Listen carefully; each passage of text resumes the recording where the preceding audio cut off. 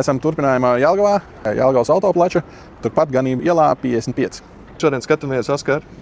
Hiluksiņu. Absolūta leģenda, nenolkaujamais auto. Šodien mēs uz lielajām mašīnām. Pareizi. Oficiāli Invincible šis ir. Un ja gadījumā tu nezini, ar ko tu brauc, tad reku tev ir atgādināt, ka tu tomēr brauc ar Toyotu. Bet palīdzību, pēc kam Toyotas īpašniekam vajag palīdzību, viņš pats var izbraukt. Palīdz citiem, ja tev ir Toyota. Visiem lauktehnikas čaļiem šīs ir īstais agregāts. Pazeminātie ātrumi.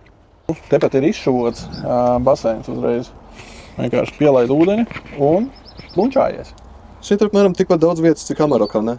Es domāju, ka tās kastes ir diezgan pēc ietilpības vienādas. Un tev aiz muguras ir Amaroks, tu vari uzreiz salīdzināt, kam ir tālāk vieta. Viņš ir augstāks. Tas ir augstāks. Viņš ir tu domā, ka dziļums kastē ir? Okay. Dziļāka ir. Jā, Amarokam ir dziļāka kastē, jā. Garumā varētu būt, es domāju, ka līdzīgi, bet dziļāka. Vienīgi viņam ārkas traucē, šitam baigi ārkas ir uz āru. Tas daudz, es domāju? Nē, šitās riepu. Jā, varbūt. Bet šim arī ir tas pats. Jā. Tā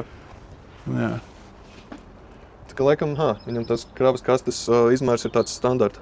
Jā. Plus mīnus. Droši vien, jā. Oskar, ja tev būtu jāpērk, tad Amaroks vai Hilux? Ja vienā cenā, tad laikam es tomēr Amaroku ņemtu.